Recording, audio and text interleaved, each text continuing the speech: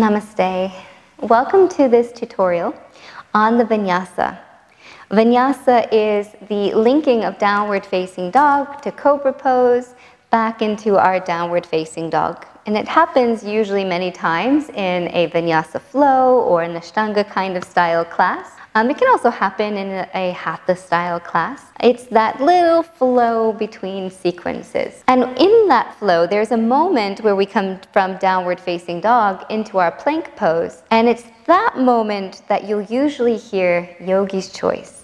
That's the point where we have to come down to the floor. There are three options that I usually give to come down to the floor, and it depends on your strength in your arms and in your shoulders, the strength of the core, and just the energy that you want to bring into your practice that day. Some days our practices are just much more mellow and calm and delicious. Other days we want a little bit more strength, a little bit more heartbeat. So let me demonstrate, break those down for you, so when you hear yogi's choice, it's much more clear what is asked of you. We're going to start in downward facing dog.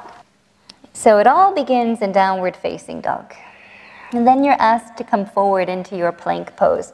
And when you're in plank pose, shoulders over the wrist, or ideally the shoulders are just slightly in front of the wrist. Belly is in tight, backs of the legs engaged. Then you're going to bring the knees down to the floor if you're choosing option 1 or 2. So let's go over option 1. The knees are going to come to the floor and we're going to roll down to the floor.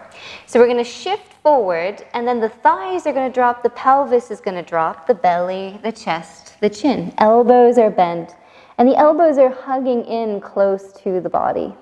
So my hands are more or less by my chest, underneath the shoulders, and then from here I can lift up into my Cobra Pose, firming the backs of my legs. And if I'm coming all the way down, I'm more than likely going to just come into a smaller version of a Cobra Pose.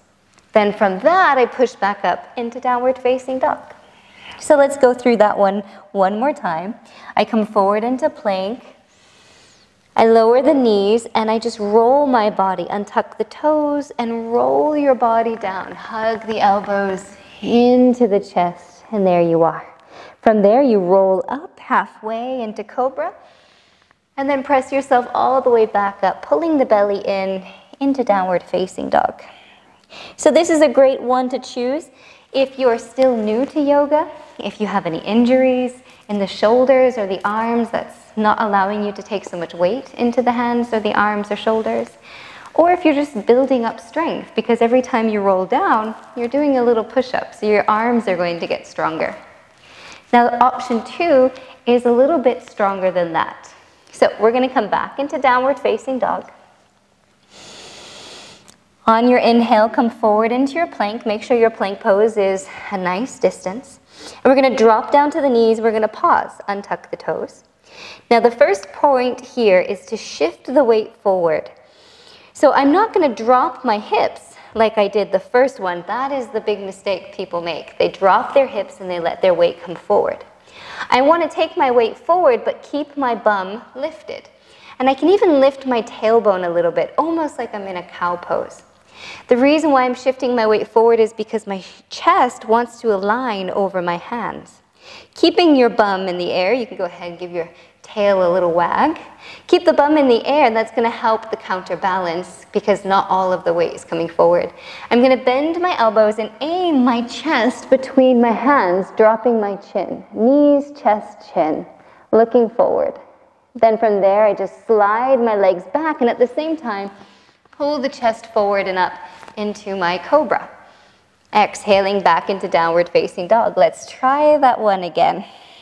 We're going to inhale, come forward into plank, pull the belly in, lower down to your knees, untuck toes, shift forward, keep your tailbone lifted, chest lowers between the hands, inhaling, slide forward and through.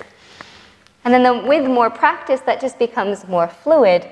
I'll show you one more time, inhaling into your plank, exhale to lower down, inhaling into your Cobra, and exhale back into downward facing dog. Now the last one is Chaturanga. So it does require the most strength out of all of them. In Chaturanga, I come forward into our plank pose again, and then I'm going to lower through plank pose, but I want my belly to be in really tight.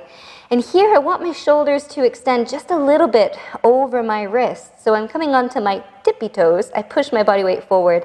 I bend the elbows back and I try to lower with control. And I'm just going to come halfway here and then lift up into my upward facing dog.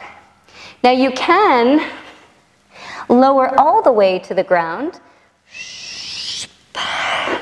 but I wouldn't suggest doing that multiple times, because the lower you get to the ground, the less control you have, the more pressure you're putting on your shoulders. So perhaps to ease the shoulders, it's better to come halfway and then open into your cobra or upward facing dog. So I hope that makes sense. I hope that clarifies the three differences of yogi's choice when I give you an option to come down to the ground. Play this again and again and practice, so that way when you're in the flow, in the moment, you know which way to take your body and you stay in the rhythm of the practice. Everything is practice. Remember, we're not seeking perfection here. This is all play and experiment, and it changes day to day. So have fun and try. Thank you for watching. Namaste.